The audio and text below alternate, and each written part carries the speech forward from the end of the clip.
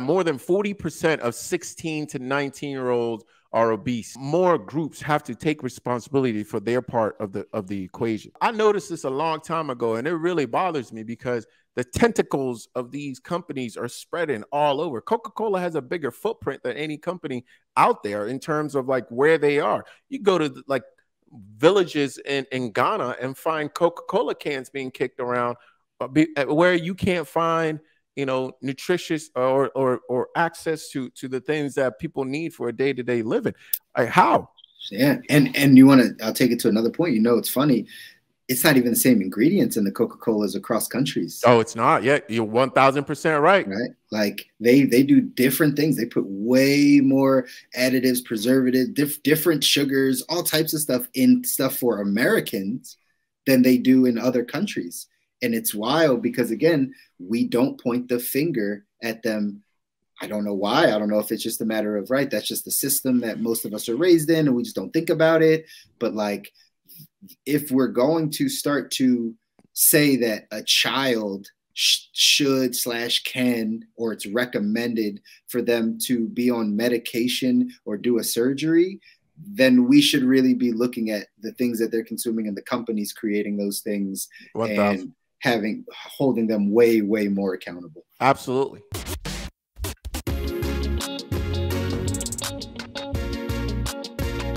Welcome to the Good Life. Welcome back to another episode of the Good Life. That's right.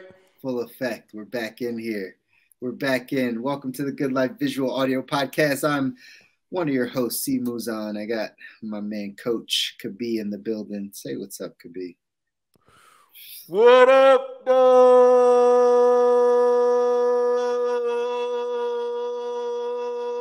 6.5 hours later. Happy New Year. Happy 2023. I think this is our first episode, right? Feels like it's been a minute. Listen, you're fresh off vacation, so I know time flies, right? You have no idea what happens. You're out sunbathing, taking in that vitamin D.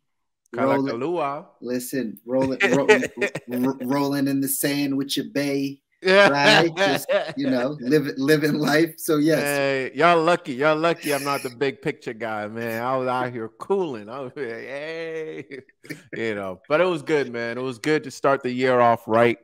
I had the opportunity to travel with family and see both sides of the family, my side, my wife's side, and got to kind of really connect before the year gets like busy and cooking.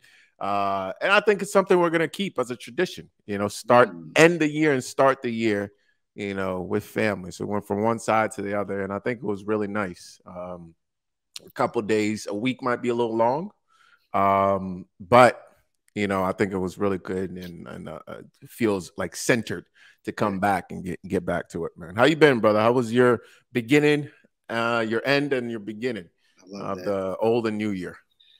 It was great. I've been telling everybody, though, it was just another day, right? A lot of people make the New Year's resolutions and, right, it's the end of the year, beginning of the year. And again, I understand it signifies a lot for a lot of people, but for the whole month of December, I feel like I was just doing the planning work for 2023 anyway, right? It wasn't about the day necessarily. It was literally about, hey, let's take this time to just get calibrated and make sure that we head into the new year ready to rock and roll. So come, December 31st, January 1st, like I was already in the 2023 mindset.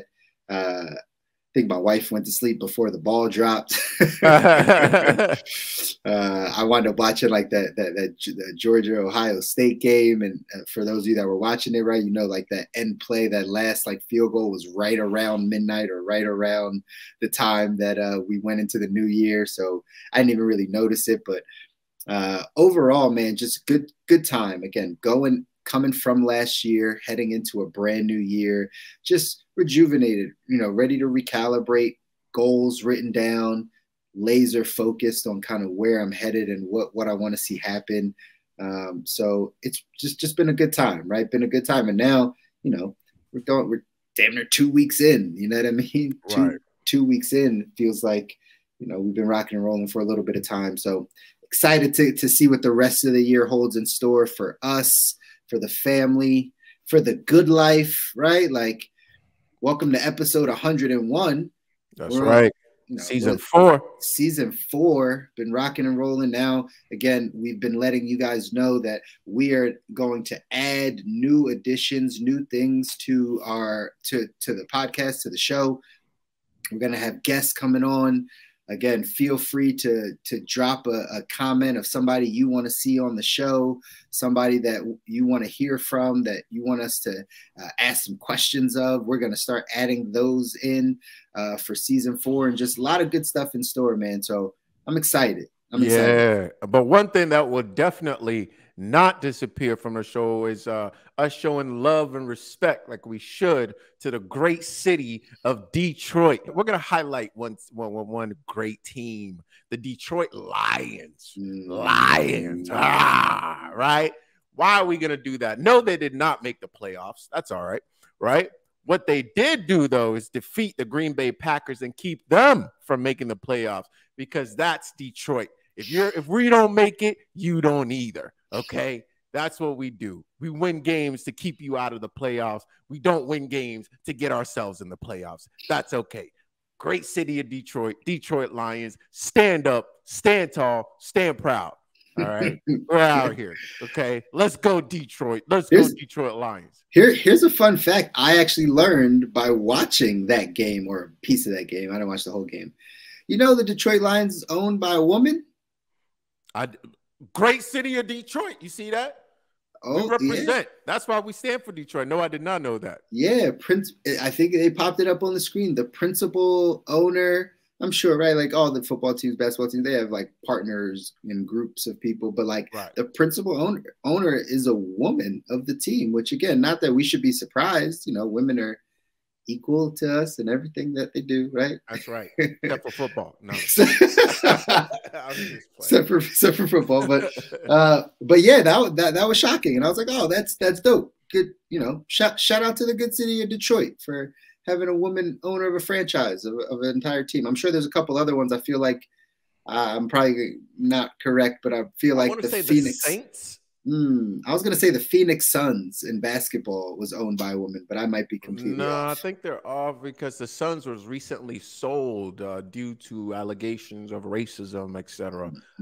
They recently had to sell to somebody, so they may have sold to a woman. I'm not sure. What I do know is I believe the Saints and the Pelicans principal owner is a woman, I believe, and I think that they own both of them. I guess you could also say the Lakers, Jeannie Buss, being the principal there, and her brothers of the Buss family. Yeah. Great Jerry Buss. I don't know any others, but yeah. Interesting. You know what I think would be more interesting is I don't think there are any, like, I want to say black owners, which is like male or female. I think there are more female owners than there are black owners, if any. The only one I can really think of is Michael Jordan. None in football. Only one in basketball is Michael Jordan, and none in hockey, as far as I know, and none in MLB. Yeah, I don't know. Yeah, I think you might be right. I feel like Mark Cuban did something. Maybe it's just like the head of somebody in his organization is a black lady. But like, yeah, I'm not sure. There'd be some interesting stuff to look at, right? Just kind of the demographics. We all know, right? Majority owners, especially in the NFL, are definitely of the Caucasian persuasion. But yeah, it'd be interesting to see how that changes over time. Right? I believe there's some ownership groups cooking up. Magic has got his hands in a few things. But we'll see. But yeah, I'm excited about the 2x2 today because this is a topic that needs to be discussed. It definitely does. So let's dive into it, guys. This segment of our show is called 2x2. 2x2, where you get our 2 minutes, our 2-minute take from both Kabir and myself on a topic. Today's topic, just like Kabir said, is an important one. It's something that definitely needs to be talked about. But here's the headline. It says there's a new guideline for treating childhood obesity, which includes medications and surgery for the first time. The new guidelines emphasize that obesity is a complex and chronic condition for children without a simple fix. Coach, go in, man. Take your 2 minutes. What's your thoughts on this? I think there are a few things that has to be addressed here in terms of this childhood obesity thing. And I think first, I'll start with one. It reads that more than 40% of 16 to 19-year-olds are obese, as identified by Duke University and Wake Forest University. But worse, 26% of 2 to 5-year-olds are overweight, and more than 15% are obese. That's 2 to 5-year-olds. And we know from research and experience that obese kids become obese teenagers and become obese adults. And if they don't, they still have lingering effects. So it's an incredibly important topic to discuss.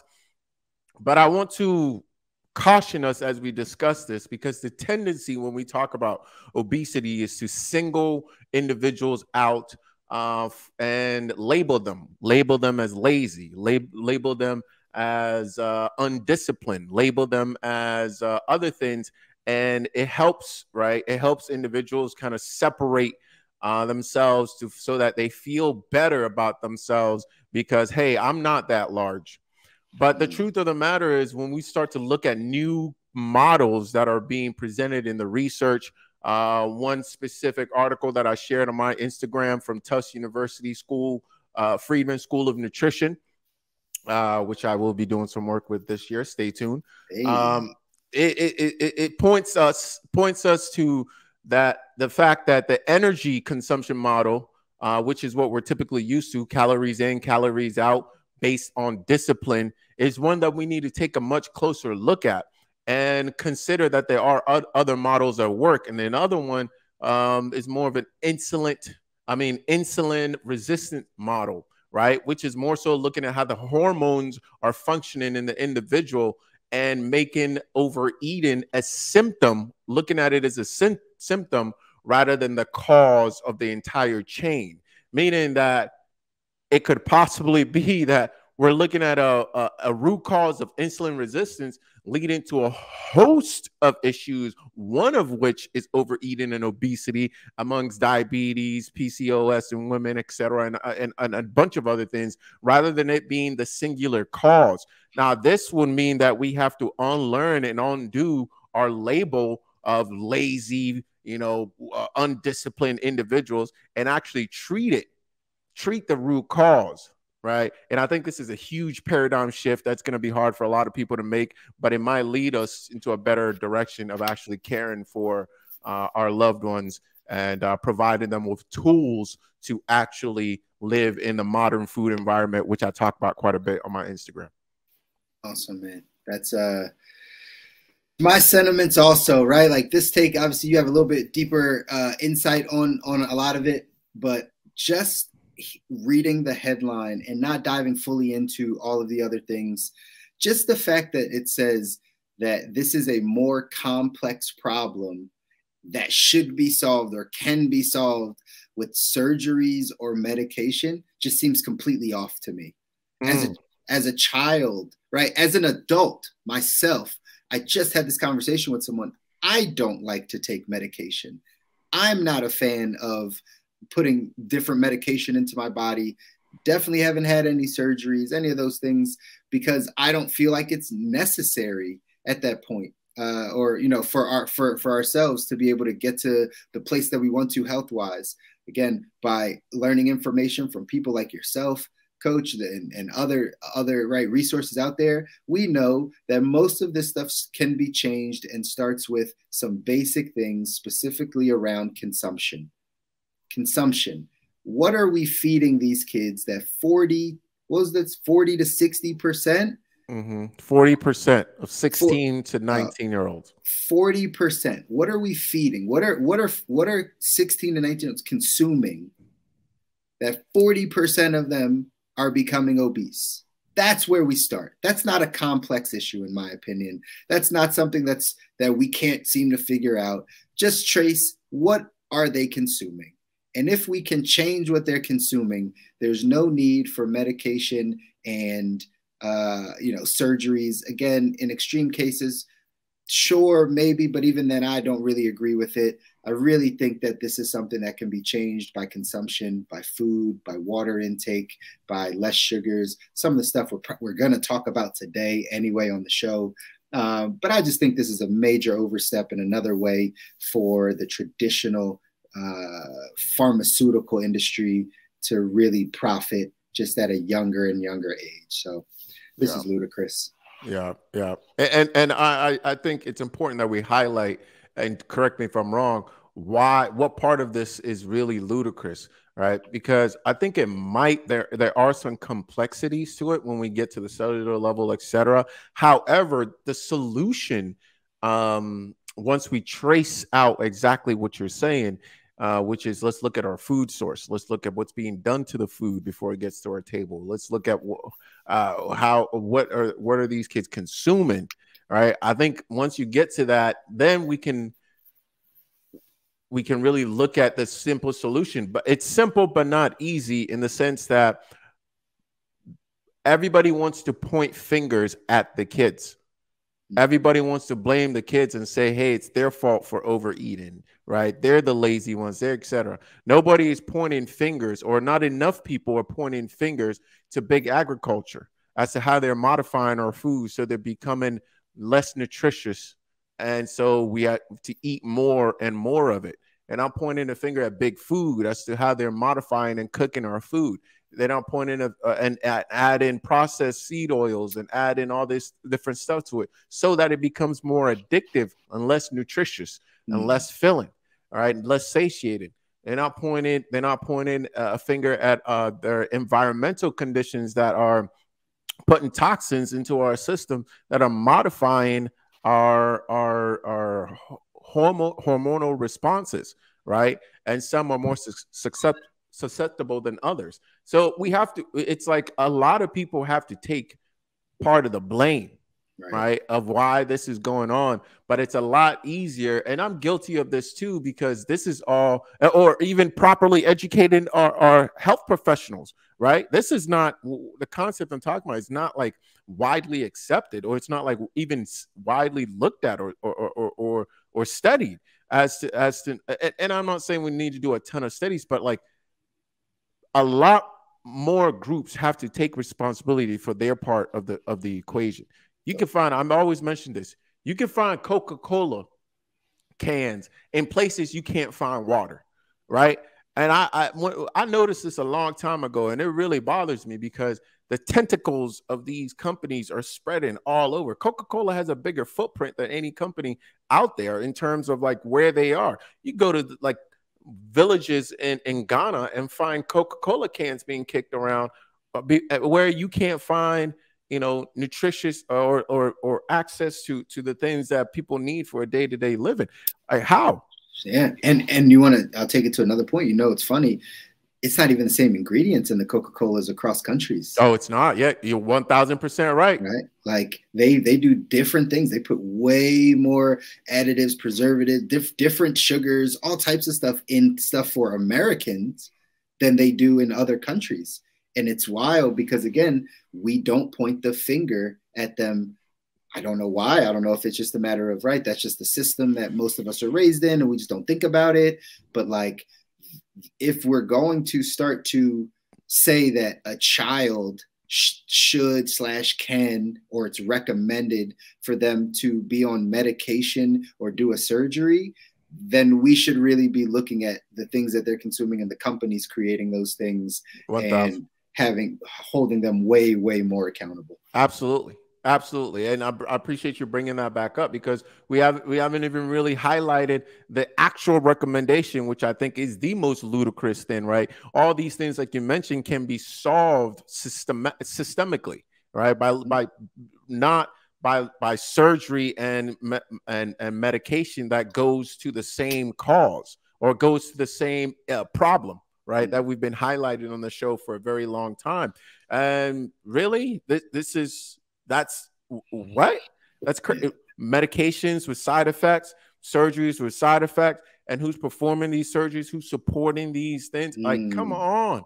Like, it's been shown, pretty simply that even management of insulin alone, right, can lead to kids having a better outcome, right?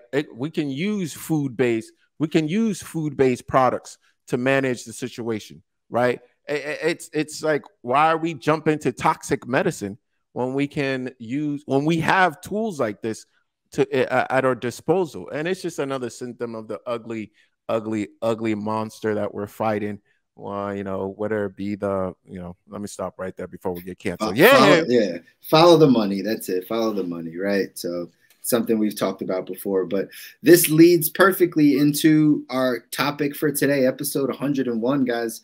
We're going to have Khabib talk to us a little bit more on the health side. Remember, this is a health and wealth podcast. Yes, we talk about other things that lead into you getting to the life that you want and designing the life you want, and right, getting to the good life or the great life, so to speak. But we're going to dive in and have more of a health conversation today, specifically around what are the things that we need to remove from our diet or from our eating, and what are the things that we need to add in our nutrition or the things that we are consuming this year if we want to be optimal in our health. So I'm going to toss it over to Khabib, and Coach, dive in and talk to the people about what it means to really be eating healthy, and what are things that they're taking away, and what are things that they're adding this year to really optimize. I love this topic. I'm excited for today because I think it's incredibly important. While people are open and they're ready to make a couple of tweaks, while they still have energy at the beginning of the year, like, it's important to give them some actionable steps they can take towards improving their life in terms of looking good, feeling good, and performing at their highest level as corporate athletes in general, which if you don't understand what that means, you probably are a corporate athlete. All right. You probably are one. Do you work for a living? Fantastic. You're probably a corporate athlete, most likely. Okay. So today we're going to look at 3, maybe 4, we might throw in a bonus there. Things to subtract, consider subtracting, and things to add, consider adding, that could make a big difference. And I've seen a couple other individuals put this sort of format out there, and I thought it was very, very important to get some actionable steps. And you're going to hear a lot of the same things around, because I think a lot of the same research is kind of going around.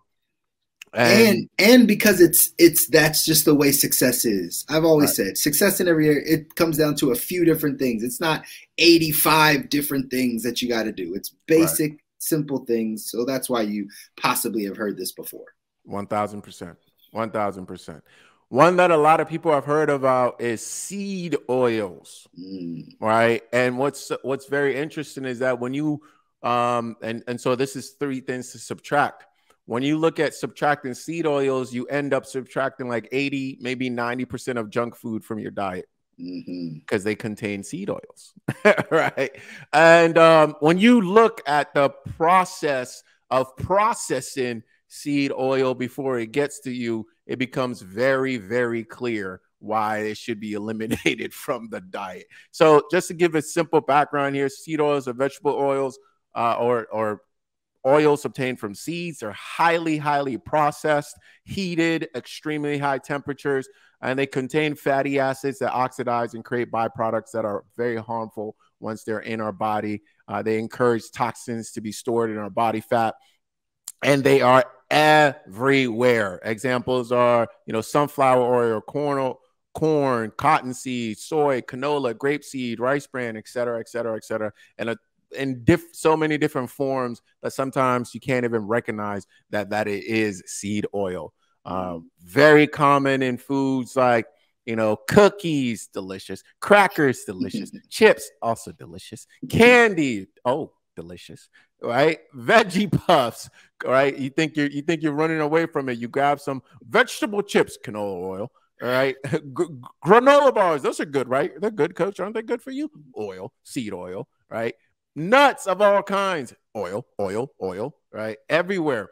And then even the alternatives for those avocado oil, olive oil, and coconut oil are ones that, if we can, we really should back away from a little bit. I was literally about to ask that question. Like, okay, I understand those. And I was literally about to name those three. I was like, oh, coconut oil, olive oil. What was the other one we said? Avocado oil. Yeah, those three. I was like, okay, that might be something. But no. Ideally not. I mean, those are better than the others, right? Those are better than the others I named. The sunflower, cottonseed, grapeseed, those are better. Canola for sure. Soy, better. But these are tough too, because a lot of people will cook with them. Now, olive oil, fantastic if you don't heat it up really high. Still a little tough, right? But for most people, they'll cook with these, which therefore, and heating them up to high levels leads back to the same situation. So what you're really looking at, and this is what I've started, my wife and I have started, or have been using for a while, but have like increased our use of, is tallow, right? Tallow. Ghee and butter. Ghee butter. Right. So we're using a lot more of that, being generous with my portions of butter. I do not think that is the issue at all.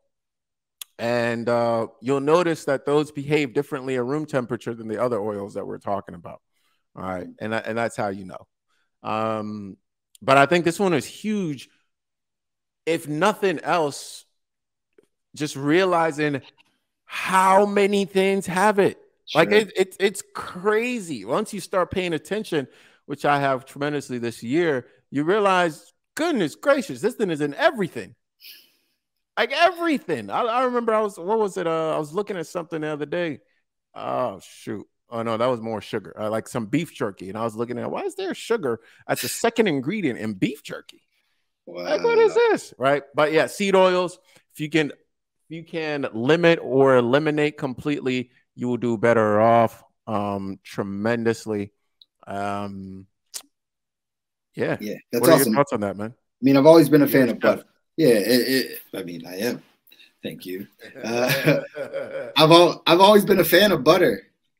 But you often, again, another one of those things, butter gets a bad rep, like, cholesterol and all the things that clog your arteries, you don't want to eat too much butter. But I've always been a fan of butter, and butter has tasted amazing. And right, you get to ghee. Ghee is a form of butter, right? It's just without the milk solids or the solids that like come to the top or something like that. Like it's kind of like clarified butter for those people that, right? Like just want to call it what it is, clarified butter, but you can buy ghee in a bottle. And then you said tallow, like beef tallow or right, like another animal tallow, which is basically like the fat from the bone of that animal, right? So again, all three of those things, good. I mean, I love butter. Most people love butter. I think this is a great way to now start to pay attention to some of these things. The one thing that comes to my mind as a finance guy, as a financial guy, is these things are way more expensive than canola oil, coach. Like I need that gallon of canola oil for $10. Like I need that instead of the pint of ghee for $10, because that's what that goes for. So right. Back to some of those financial things to make sure that we can do these things for our body. Yes, 1000%. And let me give you the key. What do you do with that 10-gallon canola oil? You fry stuff in it. Stop doing that. Stop it. What do you mean? My deep fryer needs oil. Stop it. Stop doing that. That's your answer. Stop deep frying stuff. Yeah, see, that's fair. crazy now. That's fair. That's crazy now, right? We're not meant to be doing that. Right? Is this then on? Listen, So, big shout out to Aaron. Aaron, we appreciate the comment. He said we're speaking to him directly. I feel like we're speaking to a lot of people today on this health conversation. But again, he has some numbers. He says consistent with pre-diabetes, and right, he doesn't like the way he's eating, right? So I'm sure there's a lot of people out there like that, Aaron. Hence why we're having this conversation, to give you the things, the alternatives that you can do, the things that you can start subtracting to get yourself back in track, brother. You are not alone, my brother. According to statistical modeling, by the year 2030, there'll be 568 million full-blown diabetics. Sheesh. Right? And they are continuously increasing that statistic, by the way. I recently saw a revised version of that, and the number was higher. That's just the one I got right here off the top. That's why Mark Cuban is coming to save the people with the insulin, right? So let's sell them the insulin, right? Don't get me started, bro. Let's not go all the way up the river, right? See who's throwing the babies into the river. Let's just get more people to take them out, and we'll have you pay more for it. You know, I mean, oh yeah, it's cheaper. Yeah, okay. But how about we actually address the root cause, my friend? No, we're not going to do that because it doesn't make you money. That's fair. That's fair. Seed oil is number one. What's number two? What else should we subtract? Mark Cuban with a cape. Gosh, you know what? That's why Luca should leave you. Anyway, I'm good.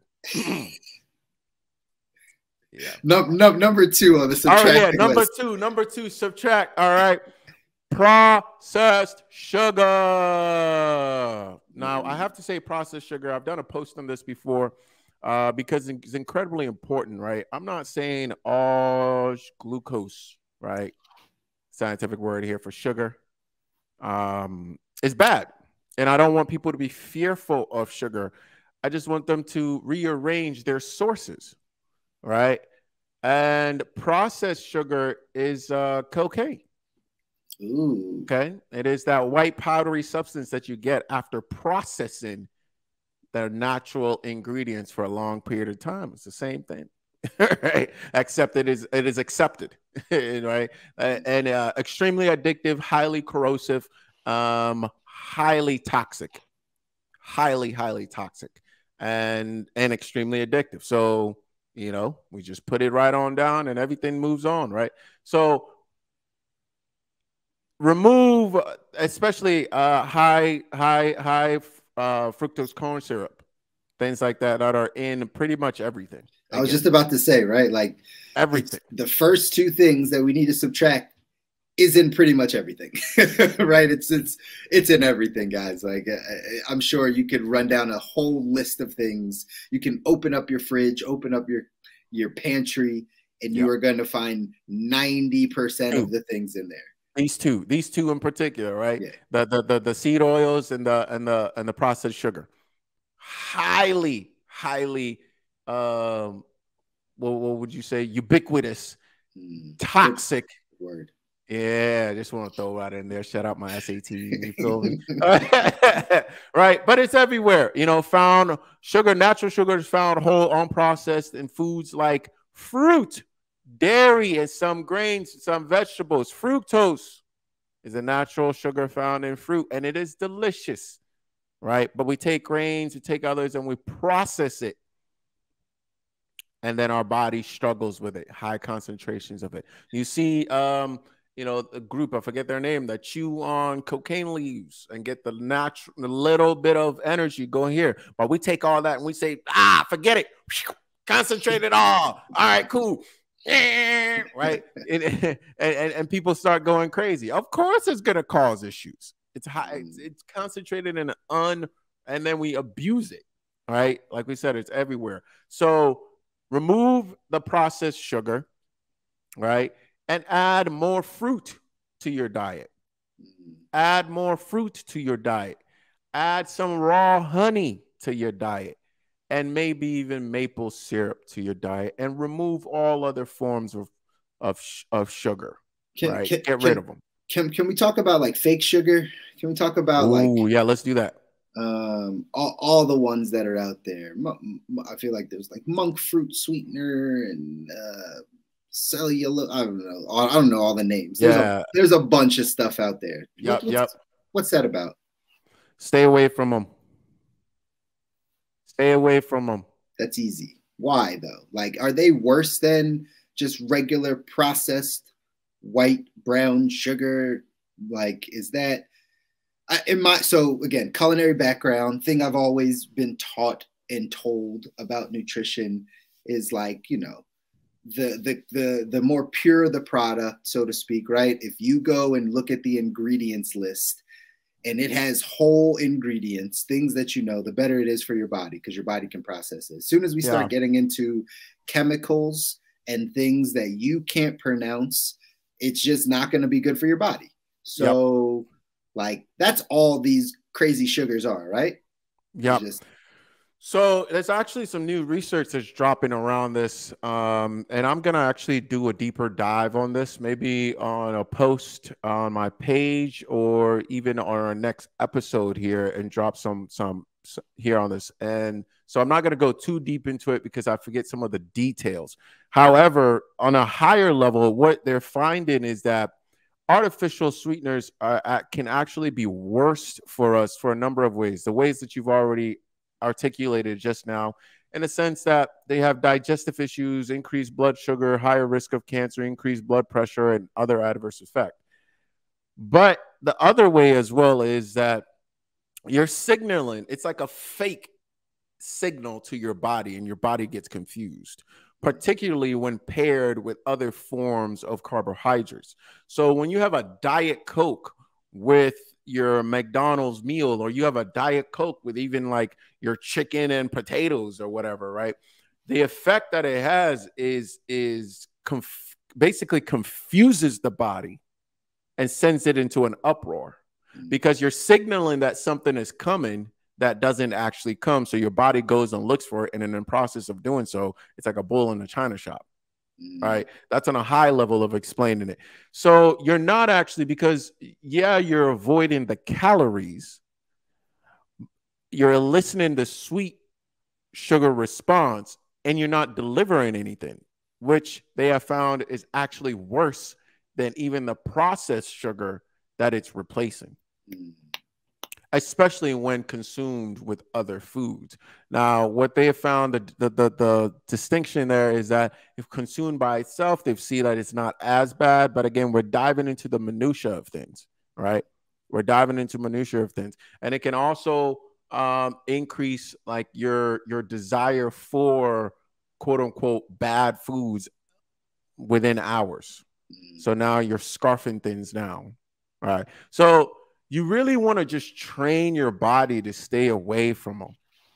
You really do. Now, if you have, you know, again, if we start to dive, the devil's in the details, right? If we start to dive into, well, what about one here and one there? You playing with fire, you may not get burned today or tomorrow, but you will eventually get burnt. Sure. Right. So what I'm doing for myself, and what I will suggest humbly to you, is to consider cutting out all forms of processed sugar and getting your sugar fix from natural sources such as fruits, lots and lots of fruits. Monofruit meals would be my personal recommendation. You know, a little bit of melon with some passion fruit, you know, sprinkled on top. Listen, right? We don't all live in sunny Southern California, sir. That's right. But like, you can last I checked, you can get a melon anywhere. Yeah, they're garbage. They're garbage. I've gotten.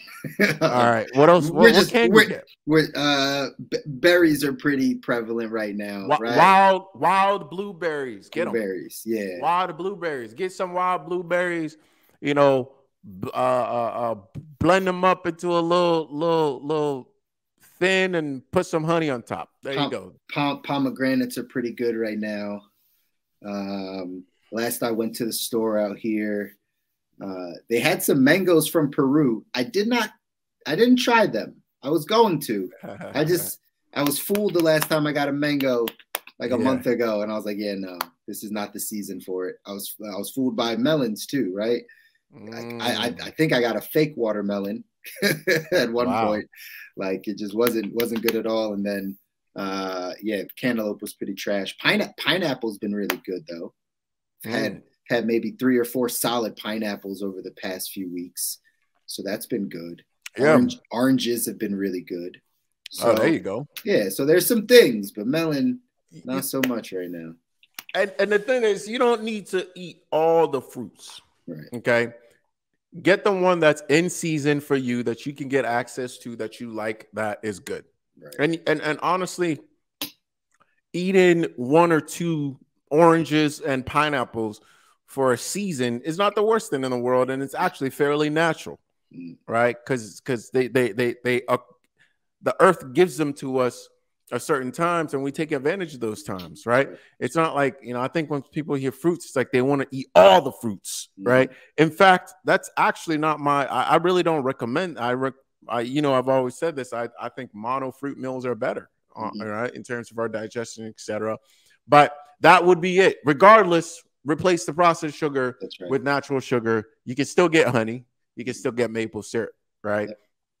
Throw that in there, and you're good to go. And that's what I've been doing for myself as well.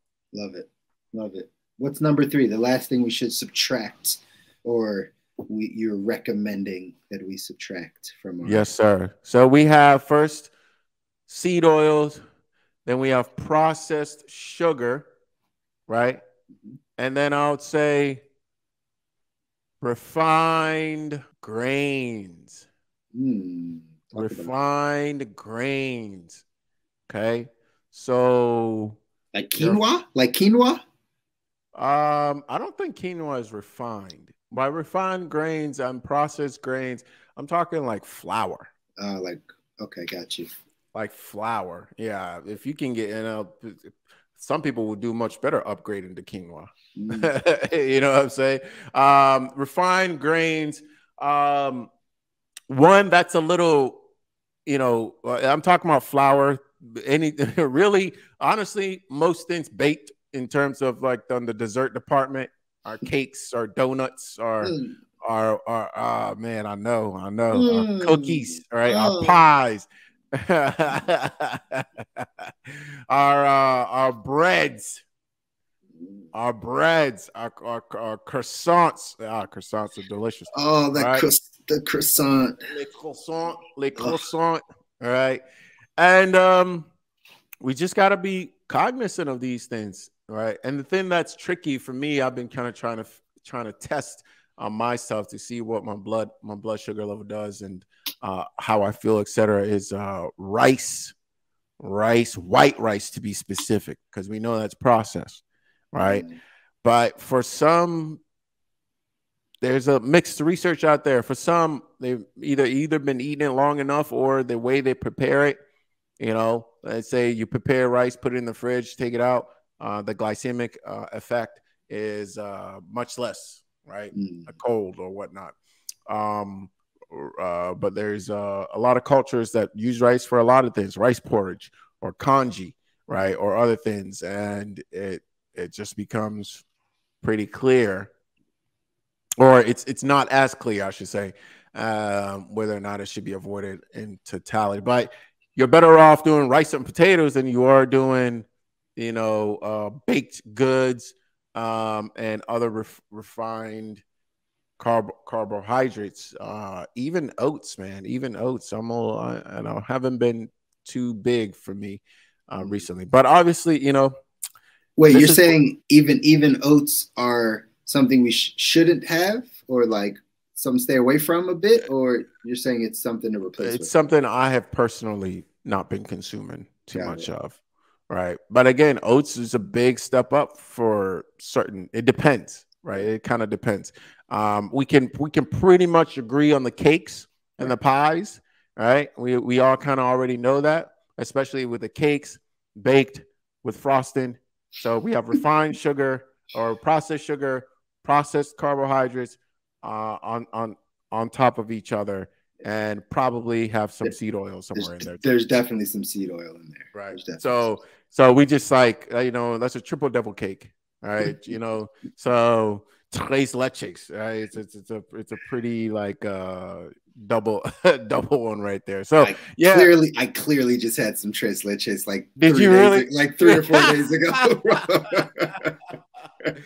Delicious. It's so good. But yeah. But we talk about these things because it's things that's pretty ubiquitous, right? It's like everywhere. It's and we don't even really think about it. And then I think a lot of our stomach issues also comes from like mixing these things, wherein we don't really know what's causing the issue. So we have some fruit, we have some meat, we have some dessert, and sometimes we might have them all in the same meal, right? And I think doing a removal of systematic removal, elimination diet, if you will, of some of these things can help you narrow it down as to which one of them is actually bothering you the most.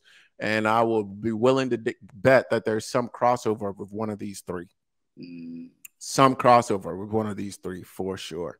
And then there's a ton of politics around, it's this one, it's that one, it's this one, or whatever. But you really have to do the work and not just take the word for it. So this is just a suggestion of things that I'm trying in my life and recommending to clients and seeing some results from. And then some periods of, I'm not talking about it doesn't have to be intense fasting, but periods of removing things to focus on other things. Right? It's always remove this to focus on that. Right? It's never like to starve yourself or to put your, that's not the case. It's redistribution or reallocation of focus, right? So when we say remove these things, then what are we adding, right? And I'll say, number one, I think a lot of people can add more fruits. They can add more soluble and insoluble fiber to their diet, all right, which can help with vitamins, minerals, help with weight management in terms of actually helping us feel more satiated, can help in terms of feeding our gut and preventing gut irritation, etc. Help us, again, feel full longer so that we're not constantly snacking if we eat properly. Fiber supplement. Is that like Metamucil? Is that fiber? I appreciate you tossing it. I personally do. Yes, it is. Okay. So it is fiber. I personally do not recommend Metamucil for a lot of reasons. If you go to, without getting too deep, the fiber supplement that I personally use is called Balance, and it's a 7 fiber matrix. Patented by them, works. If you mix it up, you literally can see the difference within the fiber. This is something I take 5 to 10 minutes before my meal. Helps with bloating, helps with feeding the gut first, control carbohydrate absorption, full faster, stay full longer, and feel more satiated and satisfied with your meal. Right. So I don't like Metamucil. If it works for you, that's great. Keep rolling. But that's the one that I use personally, and it helps with controlling our blood sugar spikes, which is really what we're looking at. The higher the spike and the longer it stays up there, the more issues that we have, right? And so we want to control those big spikes by first improving the quality of our food, the quality of our food selection, right? So the food itself, and then the food selection, and then the food itself, how nutritious it is. And then also using tools like a Balance to actually help us in terms of feeling full, being satiated, and feeding the gut and controlling other factors as well. Does that answer the question? That did answer the question. My grandma's on Metamucil, and I remember her doctor talking about fiber. That's why I made the link. Interesting. Yeah.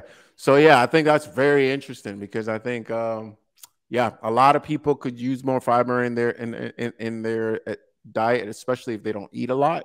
As well as you get older, you're sometimes your appetite tends to decrease. Yeah. But even if you're younger, I think this could be. I truly think this could be a really great tool for even kids for controlling, because this is food based, right?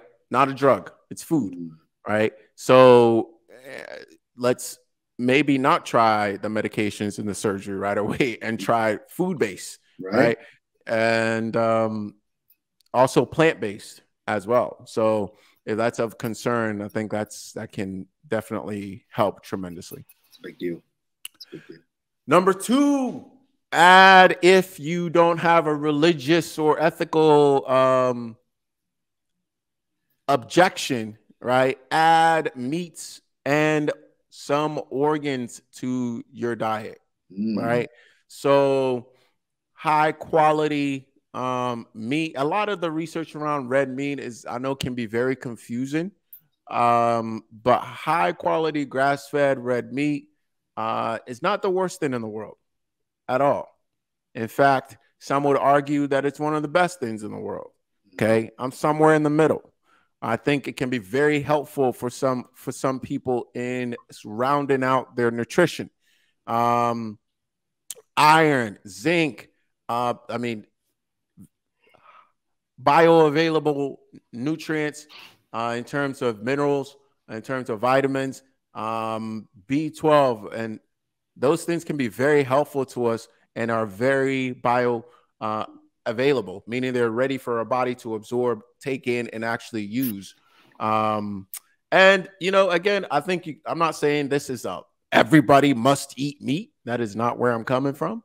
However, I have seen a lot of people add more meat to their diet and done a lot better, because it takes them away from the processed oils. It takes them away from the processed sugar. It takes them away from the flour, right? We've all seen a bad vegan and a good vegan, and we've also seen a bad quote unquote carnivore and a good carnivore, right? The quality of your food matters, and I think good vegan and good carnivore have more in common than they actually do separate, because they're very concerned about the quality and the source of their food coming in, right? So I've never been one to label myself in terms of I'm this, I'm that. I think it's very restrictive and doesn't quite make sense for a lot of people. It's like, religion. I really, when you go into the diet world, it's very religion based. But I think if one thing isn't working for you, try something else. But something that is universal is the quality, right? It's the quality of what you're able to take in. And then if the quality suffers, using tools to help you maintain that way of eating. Whether for some people, they have a religious objection, so they need to supplement some things, right? B12 is a common one that you hear about, and other things that if you're not eating any meat at all, you're going to want to look at supplementing, or at least know that you're not deficient in it.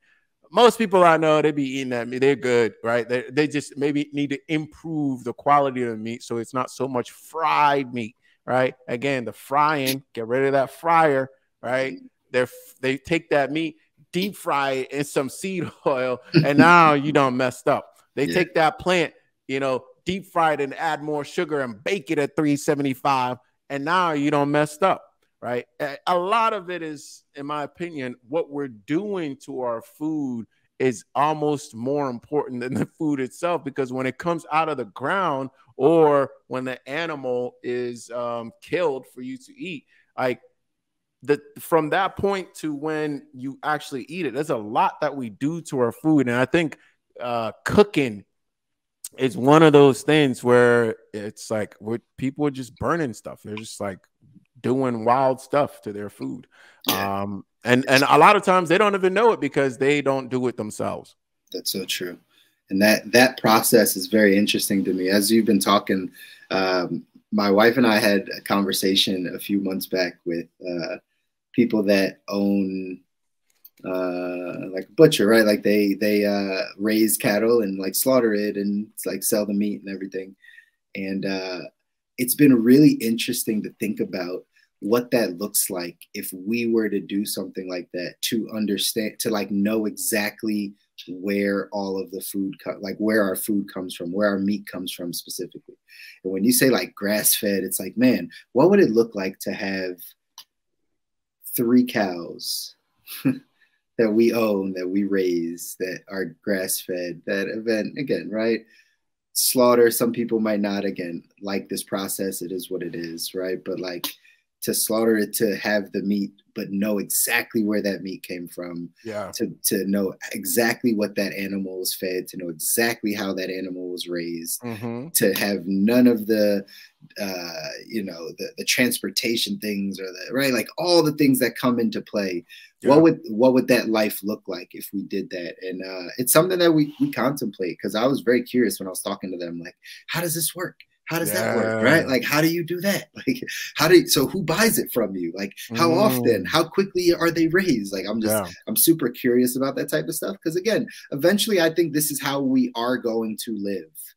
I really think we're going to, I hope so too. You know, again, back to kind of full circle, the beginning of our conversation, you know, pointing and holding the big agriculture accountable, and, you know, the people that are processing food, holding them accountable, but also from a business standpoint, taking business away from them. Let's not hold them accountable and make them change. Let's just change it. Like, that's the entrepreneur way, right? Like, let's go have a couple small ranches across the country, right? That are, and I'm sure they already have these types of things. Just we're not tapped in. That's why meeting somebody that has it, it's like, it's very interesting to me, because I think this is the way that we should live. We should know exactly where our chickens come from. We should know exactly where our goats and our cows and all that stuff comes from. You know what I mean?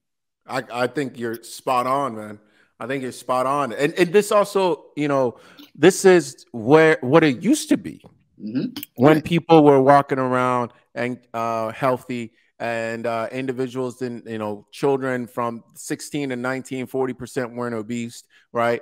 This is what it looked. Every family had a cow or 2 or 3, had chickens that laid fresh eggs, so there was no issue.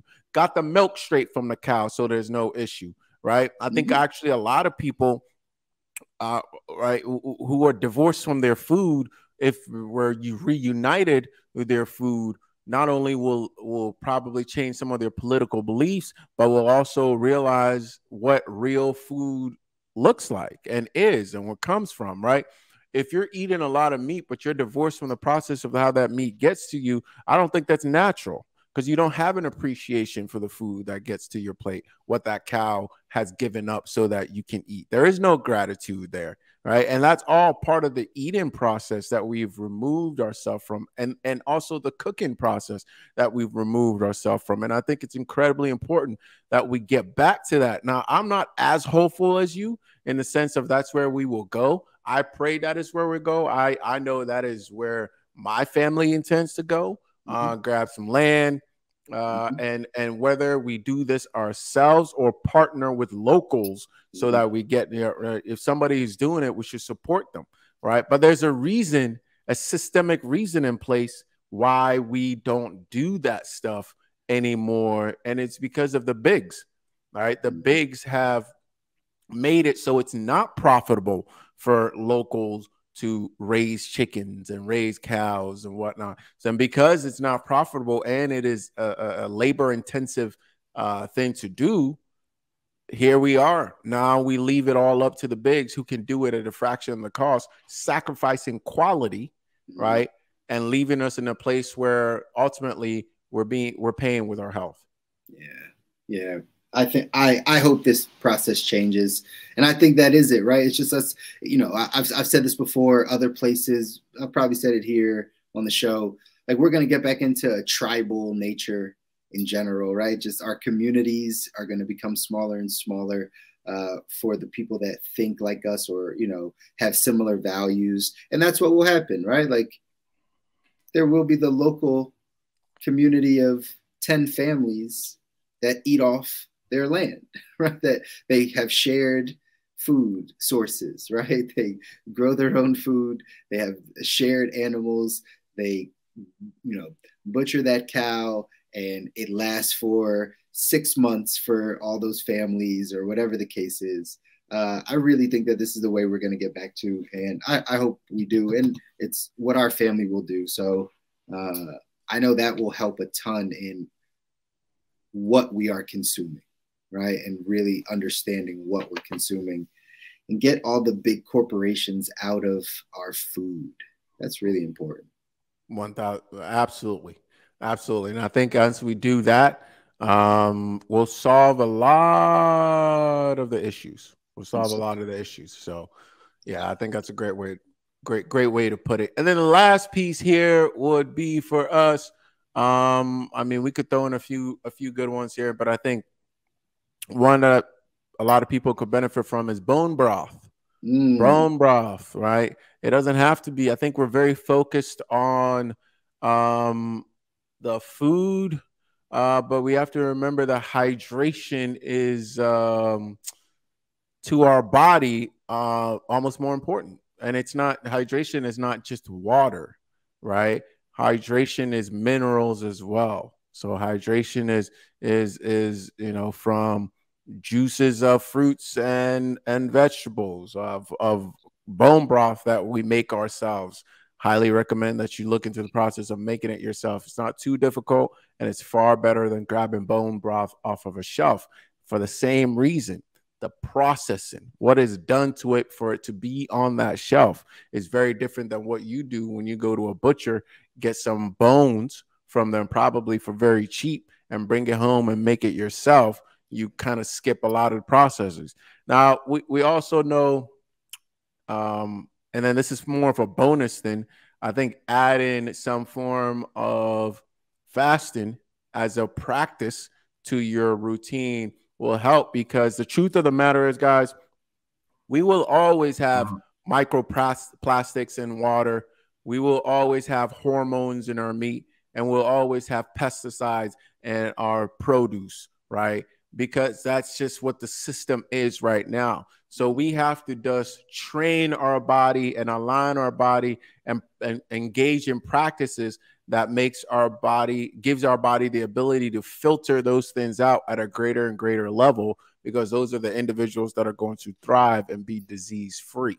Ones that make the best choices with the things that they have. And we understand that not everybody is able to go shop at a local farm or even a local Whole Foods.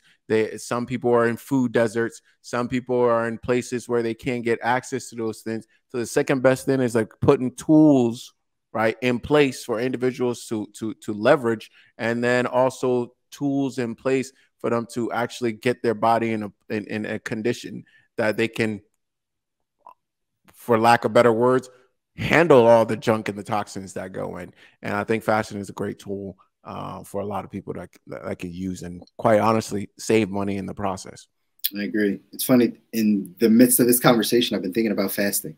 It's literally been a thought that's I have some trips coming up towards the end of the month, and I was like, man, I need to fast before I go. One, it cuts down my bloating immediately.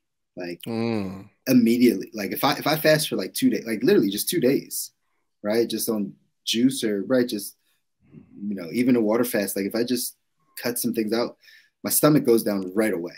Like just right away. And so I noticed that, and I got to fit into some suits coming up. So I'm like, maybe I need to fast a bit. Yeah, that's hilarious. That's hilarious. You know, and in the process of doing that, man, you want to pay attention to what in particular is happening to cause that inflammation. Yeah. Like what is really going on. And so you can pinpoint those things so you can stay, so that when you fast, it's not like you're coming back to the same place, but you're actually elevating each time. Yeah. Right. And this is one of the things that I've really shifted from and in terms of, or towards, in terms of really educating the people that I work with, is we want to, every time we fast, we want to elevate. We don't just want to come back to the same place. Right. So we kind of just like make up ground that we lost. We want to elevate each and every time. And that's by, you know, in the process of fasting, pay attention, you know, oh, okay, this makes me feel, okay. Once I introduce this, oh man, now I'm off. Okay. All right. Maybe that's the one. So you get more information each time. But you can utilize, you know, if you're just starting out, this is a plug that I'll put out there. This year, I'm on a mission to get 100 people healthy and wealthy. We are on a mission as well to get people healthy and wealthy all the time. And if fasting is something that you've done, like we all know benefits of intermittent fasting, especially for controlling insulin resistance, which quite frankly, 88% of us have. Hit me up because I'm doing a program where you can get access to a lot of, actually all of the resources that I have to offer. If you hop on an easy intermittent fasting program that can get you actually going. We'll get you the fitness aspect. We'll get you the fasting. We'll get you the book. We'll get you a whole bunch of things. It's actually the first time I'm putting it on wax. But if you hear this and you're interested in this, DM me on Instagram or comment on anywhere that you see this post. And I would love to get you first and foremost healthy, because there's some very simple things that a lot of people can do. Like I'm seeing so many people that they just take that one step. They just take that one step to clean up what they're eating, to be more consistent in their movement and actually are progressing up, not just staying stagnant. And then they clean up a few things in their lifestyle. It can be like off the radar. See, I spend a lot of my time diving into the details, and that's fun for me. I like it. I like being well versed on it. But I realize that if people will hop on these three things just as on a fundamental level, like we really don't need to get into the nitty gritties. We don't need to get to the 202, 303 level before we start seeing massive results, right? And it's just consistency in these three areas: what we consume, how we move, and our lifestyle in general, right? De-stressing our lifestyle, de-stressing our body. So it's something I'm doing this year. I mean, you're getting something pretty incredible for a very, very, very low price. Yeah, if you find value in that, just hit me up. More than happy to help. That's huge. That's huge. Hit up Khaby. Also, if you're watching on the screen, join the Facebook group. The Facebook group, we're dropping more insight, more access to us, more of these types of things in the Facebook group this year. So feel free to hop in there, join us. There's the link. It's bit.ly/TGL Connect. It allows you to connect with us here on The Good Life because, again, this is the year you get your health and your wealth in the right place, and we want to help you in that process. So thanks for those tips today, man. 3 things to subtract, three things to add. I have some things to work on, clearly, and I'm excited for it, though, right? You know, personally, right, already kind of working on the movement this year. That's been the commitment, working on the movement. But now, again, just adding a couple of these things. And for the people that are listening, I know there's going to be some major takeaways that if you can just subtract one of those things or just add one of those things in, it can make tremendous impact in your life. So again, we're here to make sure that you're getting the tools and resources and all the stuff that you need to be able to take your life to the next level, guys. And yeah, that was it, man. That was it. Take us home. I love it. I love it. Appreciate you guys for joining us. We will come back again next week, or we will be back again next week for some more info for you around health and wealth. But until next time, shout out Detroit and peace. There you go. Welcome to The Good Life.